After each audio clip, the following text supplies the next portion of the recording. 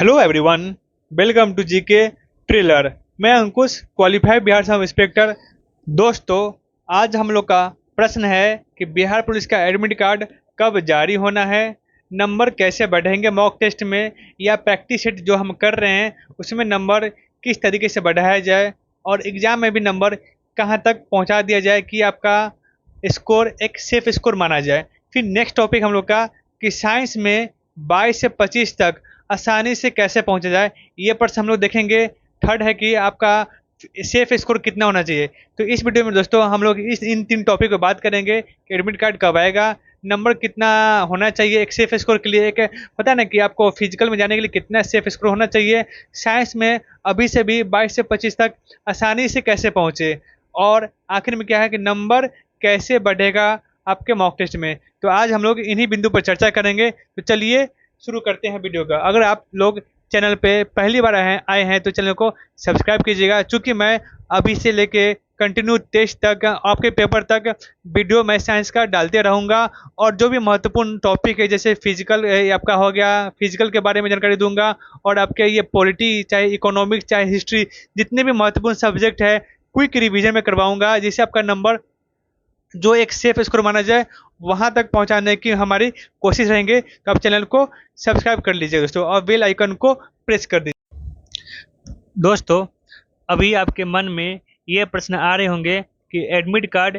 क्यों नहीं जारी हुआ। ये प्रश्न सभी बच्चे के मन में चल रहे होंगे कि एडमिट कार्ड तो अभी तक आ जाना चाहिए। लेकिन मैं ये बता दूं कि एक नियम होता है दोस्तों। वो नियम क्या होता है कि कोई भी एग्ज़ाम हो और उसका डेट कब हो, डेट कब है वो एग्ज़ाम का, तो 24 तारीख को डेट है पेपर का, और 24 तारीख जिस दिन पहला शिफ्ट होगा उसके 14 दिन के अंदर एडमिट कार्ड जारी होता है। मतलब अगर देखेंगे तो 2 सप्ताह कहने मतलब 2 सप्ताह के आसपास देखेंगे 10 तारीख तक क्या होगा, हम लोग का एडमिट कार्ड के बारे में सूचना सीबीएसई बोर्ड से आ जाएगी। तो कहने का ये मतलब हो गया कि एडमिट कार्ड आने में अभी 4 से 5 दिन और लगेंगे। एक दो पॉइंट और है जो एडमिट कार्ड को विलम्ब कर सकती है, जैसे कोर्ट का हियरिंग भी चल रहा है कि विपक्ष पार्टी आपको डेट मांगा जा रहा है कि हम मुझे इस जो एज पे बात चल रही है ना उसके लिए हियरिंग चल रहा है। तो ध्यान रखें कि वो भी एक पॉइंट हो सकती है कि एडमिट कार्ड आने में देर हो। लेकिन जहाँ तक संभावनाएं बन रही है, आपका एडमिट कार्ड 9 से लेकर 11 तारीख के बीच में जारी होना शुरू हो जाएगा। आपका सेंटर कहाँ पे गया है ये सब चीज़ जानकारी आपको 10 से लेकर 12 के बीच में मिलनी शुरू हो जाएगी। अब दोस्तों हम लोग चलेंगे नेक्स्ट पॉइंट की। दोस्तों, अब देखेंगे कि आपके एग्जाम में नंबर कैसे बढ़े। इसको ध्यान रखना है कि नंबर बढ़ाने का तरीका क्या है। एक चीज़ मैं बोल रहा हूँ कि जो भी आप मॉक टेस्ट लगा रहे हैं वो पॉइंट ध्यान सुनिएगा।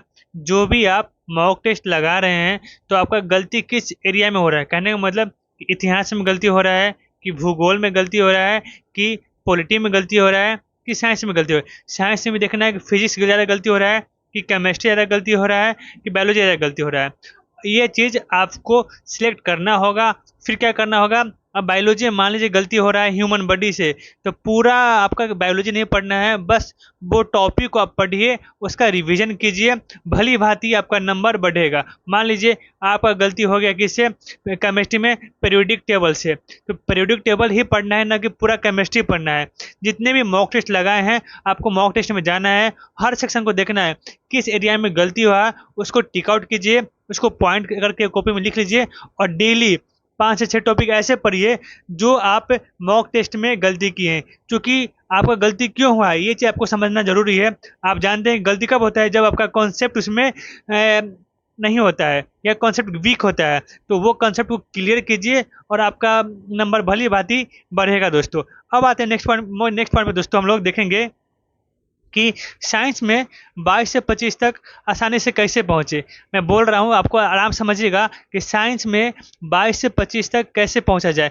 दोस्तों, अब टाइम आ गया आपका रिवीजन का, और रिवीजन कराने के लिए सबसे बेस्ट तरीका क्या होगा, आपको शॉर्ट नोट्स या आपको प्रैक्टिस करवाना। तो अगर आप बोलिएगा तो मैं अपने चैनल पे ऐसे में आपके लिए एक सरप्राइज लेकर आया हूँ कि मात्र 600 क्वेश्चन मैं दूंगा, और 600 क्वेश्चन आप अच्छे से कर रहे हैं, मतलब करने का मतलब ये हो गया कि नहीं कि मैं क्वेश्चन करवा रहा हूँ आप उसका आंसर रट रहे हैं, ऐसा नहीं होगा। 600 क्वेश्चन में आपको वो भी टॉपिक मिलेगा जो आपको सबसे आसान होगा, और आपको वो भी टॉपिक मिलेगा जो आपको लगे ये कठिन है। तो आपको बस उस टॉपिक को चिन्हित करना है और आपको कमेंट करना है कि भैया मुझे ये टॉपिक करवा दीजिए। तो मैं क्या करूँगा, आपको नेक्स्ट डे क्या करूँगा, वो टॉपिक करवा दूंगा। जैसे कि आपका पीरियोडिक टेबल हो गया, जैसे कि फिजिक्स में हो गया, यूनिट हो गया कि मान लीजिए मैं पूछूंगा वोल्ट मीटर किसकी इकाई है, मैं पूछूंगा कि यांत्रिक यांत्रिक ऊर्जा को विद्युत ऊर्जा में कौन बदलता है। तो ये सब प्रश्न जो आते हैं दोस्तों, तो एक क्वेश्चन नहीं है, ये पूरा समूह में आते हैं, कोई भी पूछा जा सकता है। इसलिए मैं क्या बोल रहा हूँ, मैं आपके लिए 600 क्वेश्चन ला रहा हूँ दोस्तों, डेली 80 क्वेश्चन मैं लाऊंगा। आपको चिन्हित करना है कौन सा टॉपिक आपको करना है, या क्या या आप मेरे से हेल्प ले सकते हैं। ये चीज़ आप कीजिएगा, मैं गारंटी लेता हूँ कि आपको 22 से 25 के आसपास में पहुंचा दूंगा।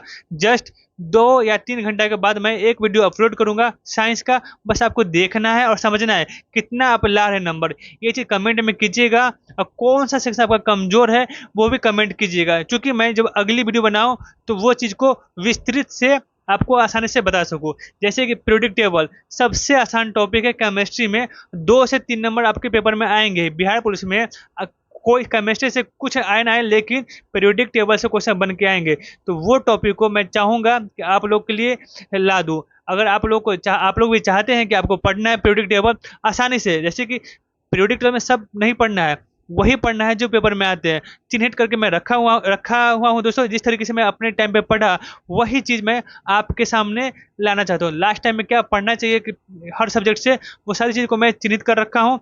अगर आप लोग बोलिएगा तो मैं आप लोग के लिए प्रदान करूंगा दोस्तों।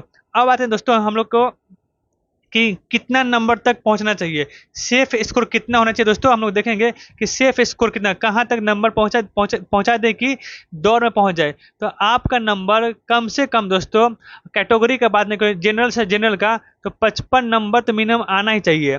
ध्यान रखिएगा, 55 नंबर, 55 प्लस नंबर आपका आना ही चाहिए, अन्यथा आपके लिए मुश्किल खड़ी हो सकती है।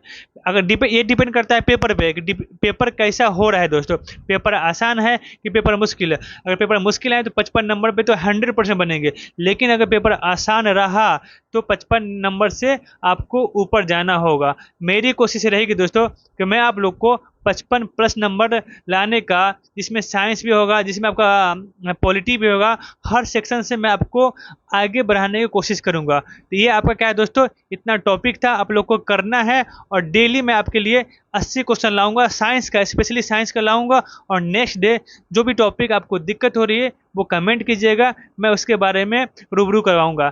तो इस तरीके से दोस्तों आप लोग को संपूर्ण जानकारी मिल गई होगी। फिर भी कोई जानकारी चाहिए तो आप कमेंट कीजिएगा और मैं उसका भली भांति जवाब दूंगा। तो धन्यवाद दोस्तों, मिलते हैं अगले वीडियो में।